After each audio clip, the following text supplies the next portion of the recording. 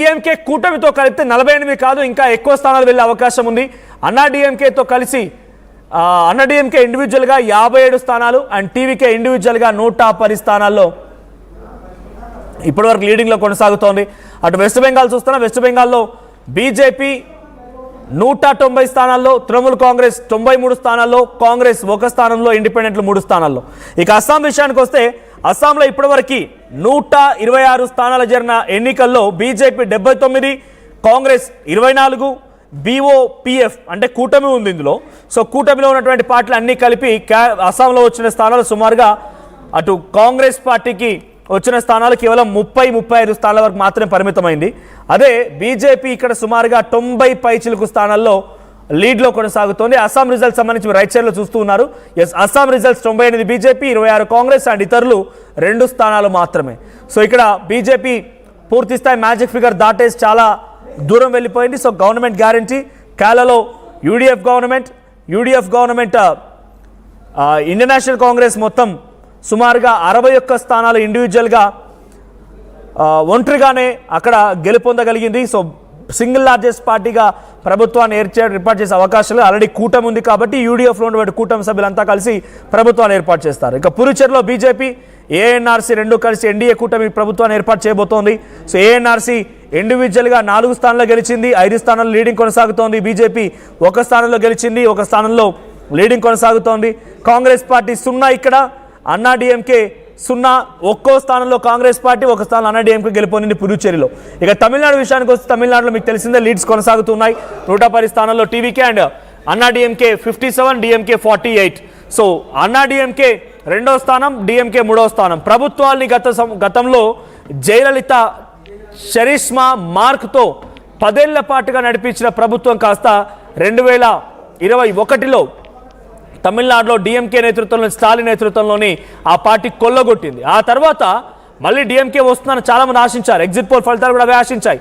Exit poll ఫలితాలు కూడా మొత్తం డిఎంకే వైపుగా కనిపించాయి. కానీ ఇక్కడ రిజల్ట్ చూస్తూ ఉంటే తారుమారైపోయింది. ఒకసారి మళ్ళీ మీకు కొలతూరు డైరెక్ట్గా ముఖ్యమంత్రి స్టాలిన్ కంటెస్ట్ చేస్తున్నటువంటి నియోజకవర్గ రిజల్ట్ చూస్తూ ఉంటే ఆయన సైతం వెనకడుగు వేశారు. ఆయన కూడా ఓటమి అంచుల్లో కొట్టుమిట్టాడుతున్నారు. ఇప్పటివరకు 18,000 మెజార్టీతో అటు విఎస్ బాబు తమిళ వెట్రి కజగం పార్టీ నుంచి లీడ్ కొనసాగిస్తున్నారు. 10 రౌండ్లు పూర్తయింది. అఫీషియల్గా 10 రౌండ్లు పూర్తయ్యేసరికల్లా ఎలక్షన్ కమిషన్ ప్రకటిస్తున్న రిజల్ట్స్ ప్రకారంగా 7,975 ఓట్ల మెజార్టీ. గతంతో ఇంకా మెజార్టీ పెరిగింది.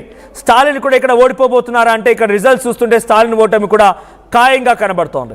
సో ఇంకా తమిళనాడు రిజల్ట్స్ చాలా ఎగ్జైటింగ్గా ఉన్నాయి కంపారిటివ్లీ వెస్ట్ బెంగాల్, అస్సాం, పుదుచ్చేరి అండ్ కేరళతో కంపేర్ చేసి తమిళనాట విజయ్ రాజకీయాలు కాస్త ఆసక్తి రేపుతూ ఉన్నాయి. సో ఉదయాన్నే తిరుమలకు వెళ్ళి పూజలు చేసిన త్రిష ఇప్పుడు నేరుగా విజయ్ ఇంటికి చేరుకున్నారు. విజయ్ ఇంటికి చేరుకొని ఆవిడ విజయ్కి విషెస్ చెప్పబోతున్నారు. ఇప్పటికే విజయ్ ఇంట్లో సంబరాలు కూడా జరుగుతున్నాయి. సంబరాలు అంబరం నడుతున్నాయి విజయ్ నివాసంలో. మరోవైపు విజయ్ కూడా మరి కాసేపట్లోనే తన నివాసానికి చేరుకునే అవకాశం ఉంది. భారీ బందోబస్తు కొనసాగుతోంది. పోలీసు అధికారులు చేరుకున్నారు. హై సెక్యూరిటీ మధ్యలోనే విజయ్ నివాసం ఉంది. అటువైపు ఫ్యాన్స్ కూడా చాలా పెద్ద ఎత్తున చేరుకునే అవకాశం ఉంది. ఇక్కడ విజయ్కి చాలా అంశాలు కలిసి వచ్చాయి. తన మేనిఫెస్టోతో పాటుగా కొత్తగా ఏర్పడిన పార్టీ కదా, పెద్దగా పోలింగ్ బూత్ల దగ్గర అంత హడావిడి ఏముండదు. పోలింగ్ ఏజెంట్స్ కూడా దొరకని పార్టీ, పోల్ మేనేజ్మెంట్లో విఫలమవుతుంది అనుకున్నారు. కానీ ప్రశాంత్ కిషోర్ తనకి పూర్తి స్థాయిలో వెన్నుదనగా నిలబడి ఇక్కడ ఎన్నికల్లో విజయ్ని గెలిపించారని చెప్పాలి. సో తమిళ వెట్రి కజగం అనేటువంటి పార్టీ ఫిబ్రవరి 2, 2024లో ముందుగా పార్టీ పెడతానని అనౌన్స్ చేసిన విజయ్ అతి తక్కువ కాలంలోనే పార్టీ ఎజెండా ప్రకటించారు. తొక్కిసలాట జరిగింది, విచారణలు ఎదుర్కొన్నారు. అనేక రకాలుగా ఆయన్ని అక్కడ ఒక చాలా పెద్ద మేరకి సప్రెస్ చేసే ప్రయత్నం కూడా చేశారు. కానీ అన్నిటినీ తట్టుకొని నిలబడి ఈరోజు ప్రభుత్వాన్ని ఏర్పాటు చేసే దిశగా టీవీకే విజయ్ ముందడుగు వేస్తున్నారు. 110 స్థానాల్లో లీడ్ కొనసాగుతుంది విజయ్ పార్టీకి. అన్నా డిఎంకేకి 57, డిఎంకేకి 48 స్థానాలు. సో తమిళనాడు రాజకీయ ముఖ చిత్రం మొత్తం కూడా మారిపోయింది విజయ్ గెలుపుతో. అసలు ఎవరు ఊహించనటువంటి రీతిలో విజయ్ గెలుపు ఖాయమైంది. సో ఇక్కడ విజయ్ గెలుపుతో అసలు ఏది కూడా సాధ్యం కానిదంటూ లేదు అనే రకంగా ఆయన ఒక ఇన్స్పైరింగ్ స్టోరీని ప్రపంచానికి అందజేశారని చెప్పాలి. సో విజయ్ ఆయన ఒక ఇంట్రెస్టింగ్ ఇన్స్పిరేషనల్ స్టోరీని ఇచ్చారని చెప్పాలి. ఈ మధ్య కాలంలో రాజకీయాలకు రావాలని ఆలోచిస్తున్నటువంటి ప్రతి ఒక్కరు కూడా డెఫినెట్గా విజయ్ని ఇన్స్పిరేషన్గా తీసుకోవాలేమో. ఆయన ఏ రోజు కూడా రోడ్డుకి ఎక్కలేదు, రోడ్డున పడుకోలేదు, పిఆర్ పొలిటికల్ స్టంట్స్ చేయలేదు. డైరెక్ట్గా పబ్లిక్లోకి వెళ్ళారు, పబ్లిక్తోనే మాట్లాడారు, పబ్లిక్ ఆయన విశ్వసించారు, ఆయనపై నమ్మకం పెట్టుకున్నారు. గత ప్రభుత్వాలని కాదని టీవీకే విజయ్కి అక్కడి ప్రజలు పట్టం కట్టారని చెప్పాలి. సో యాజ్ ఆఫ్ నో సంబరాలు కొనసాగుతున్న ఒకసారి విజయ్ ఇంట్లో సంబరాలకు సంబంధించిన విజువల్ చూద్దాం.